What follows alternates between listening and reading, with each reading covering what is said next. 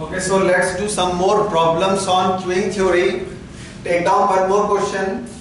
A Xerox machine in an office.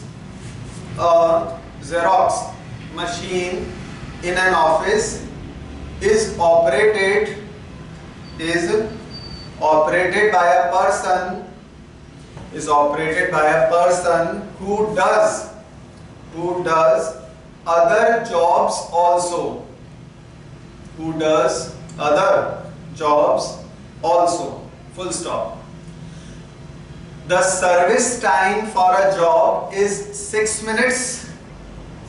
The service time for a job is 6 minutes, and on an average, in every 12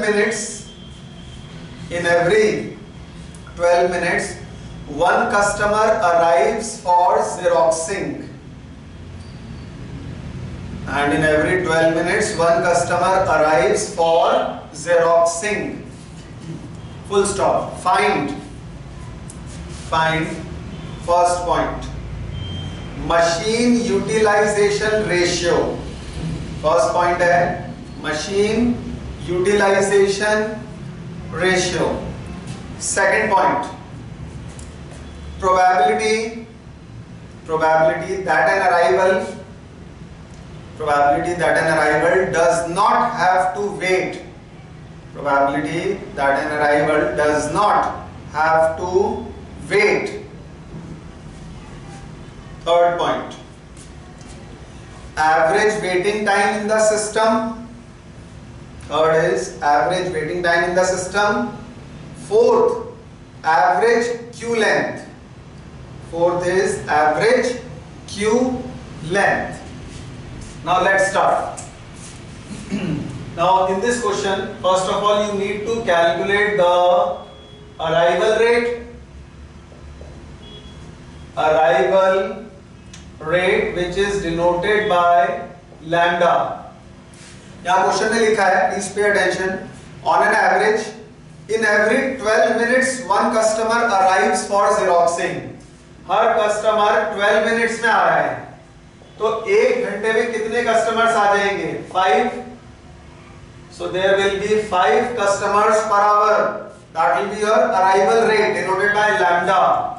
Next, we need to calculate the value of the service rate, mu. अब service rate कैसे आएगी?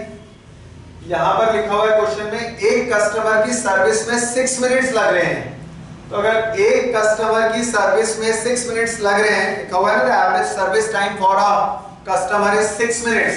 तो 60/6 क्या हो जाएगा? ये 10 customers पर our.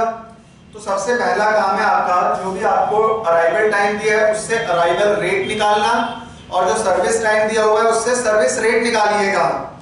Next, first point in this question is the calculation of machine utilisation ratio. Now machine utilisation ratio का मतलब होता है कि वो सर्विस फैसिलिटी बिजी चल रही है, और सर्विस फैसिलिटी बिजी है तो उसका फॉर्मूला अप्लाई करते हैं लैम्डा बाय न्यू. तो लैम्डा था इस क्वेश्चन में 5 और न्यू था 10, तो 5/10 दैट इज इक्वल टू 1/2. तो machine utilisation ratio in simple words means the probability that the service facility is busy. Utilise की जा रही है, क्या संभावना है कि वो सर्विस फैसिलिटी बिजी चल रही है, तो उसकी बिजी होने की प्रोबेबिलिटी होगी यहां पर 1/2. सेकंड पॉइंट, सेकंड पूछा था आपसे, probability that a customer does not have to wait for its service. अब आप कहीं किसी एटीएम पर गए कैश विड्रॉ करने, तो एटीएम पर आपको वेट कब नहीं करना पड़ेगा? जब वो काउंटर बिल्कुल खाली पड़ा हुआ है, राइट? इसी तरह से कभी कैश विंडो पे गए आप डिपॉजिट करने के लिए, और आपको वेट कब नहीं करना पड़ेगा? You do not have to wait in that case जब वो काउंटर ही पूरा खाली पड़ा हुआ है, आप गए और सीधा एटीएम विंडो पर जाकर आपने कैश विड्रॉ किया या कैश डिपॉजिटिंग विंडो पर जाकर आपने कैश डिपॉजिट कर लिया डायरेक्टली, आपको वेट नहीं करना पड़ा। इसका मतलब वो सर्विस फैसिलिटी उस टाइम आइडल पड़ी हुई थी, खाली पड़ी हुई थी। और आइडल का फॉर्मूला होता है 1 माइनस लैम्डा बाय म्यू। तो 1 minus half, this is also giving you the value as half. अब इसमें एक चीज और पूछी जा सकती है, percentage that an arrival does not have to wait.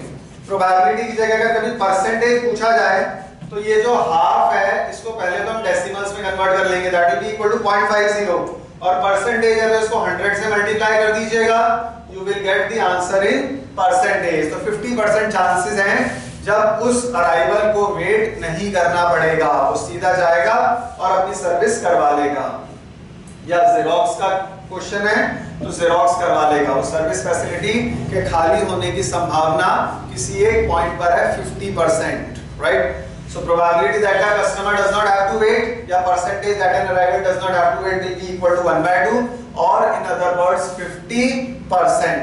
Next, number 3, third part में पूछा है आपसे average waiting time in system. Now time in system को कैलकुलेट करने के लिए यूज करते हैं फॉर्मूला नंबर 3। टाइम के दो फॉर्मूले हैं, थर्ड वाला है वेटिंग टाइम इन सिस्टम का, फोर्थ वाला है वेटिंग टाइम इन क्यू का। तो वेटिंग टाइम इन सिस्टम के लिए फॉर्मूला अप्लाई करते हैं हम 1 upon mu minus lambda. So that is 1 upon 10, mu था 10, लैम्डा था इस क्वेश्चन में 5, तो 1 upon 5 hour. Since this is a point related to time, तो जब भी टाइम निकलेगा तो उस टाइम का जो भी आंसर आएगा उसके बाद आपको आवर लगाना जरूरी है। एंड द लास्ट वन, एक और पार्ट है इसके अंदर, average queue length. Now remember, average queue length का मतलब है कितने कस्टमर्स क्यू में हैं, या in simple words average length of waiting line. तो average length of waiting line या average number of customers waiting in line, this is called as queue length. उस क्यू की लेंथ कितनी है, अगर 10 कस्टमर खड़े हुए हैं तो इसका मतलब क्यू लेंथ हो गई 10। तो 10 कस्टमर खड़े हैं तो मतलब क्या निकालना चाह रहे हैं आप, average number of customers waiting in line. और average number of customers waiting in line के लिए फॉर्मूला था फॉर्मूला नंबर 6। ये भी कस्टमर का है नंबर 5 और ये भी कस्टमर का है। ये था number of customers waiting in the system और ये है number of customers waiting in line. तो वेटिंग इन लाइन के लिए अप्लाई करेंगे हम lambda upon mu into lambda upon mu minus lambda. और लैम्डा अपॉन म्यू था 5 अपॉन 10 इनटू लैम्डा था इस क्वेश्चन में 5 अपॉन 10 माइनस 5। तो 5 अपॉन 10 तो हो गया 1/2 और ये 5/5 सिंप्लीफाई होकर रह गया 1/2। इसका मतलब ये आंसर होगा 1/2 कस्टमर्स पर hour, right. So these were the 4 parts in this. First part machine utilisation ratio का मतलब सर्विस फैसिलिटी बिजी चल रही है, उसका फॉर्मूला अप्लाई करते हैं lambda by mu. Number 2, probability that a customer does not have to wait का मतलब सर्विस फैसिलिटी खाली चल रही है, अगर बिजी का है लैम्डा बाय म्यू तो आइडल का है 1 minus lambda upon mu. Third था वेटिंग टाइम इन सिस्टम, उसका formula 1 upon mu minus lambda. Mu था इस क्वेश्चन में 10, लैम्डा था 5, तो 1 upon 10 minus 5 will give you 1 upon 5 hour. And fourth average queue length, average queue length का formula था lambda upon mu into lambda upon mu minus lambda. So this is 5 upon 10 into 5 upon 10 minus 5। Simplify किया तो ये आ गया 1/2 customers per hour. Now please take down the answers and if there is any problem you can always discuss it and raise your problems.